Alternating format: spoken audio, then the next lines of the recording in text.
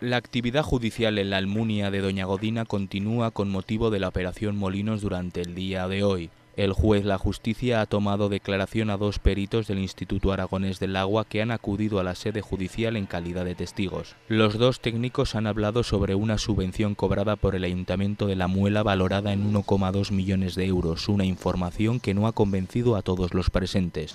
Cualquier ayuntamiento dispone del plazo de un mes para presentar la justificación documental del pago y que transcurrido ese plazo del mes ellos o bien remiten un oficio requiriendo la documentación o que dejan suspendido el pago del último plazo de la anualidad. Procedimiento que a mí me parece muy cuestionable. Si la ley o la normativa requiere en el plazo de un mes desde que se libera el pago de la subvención se presenten los justificantes documentales, ¿por qué no se ha hecho así?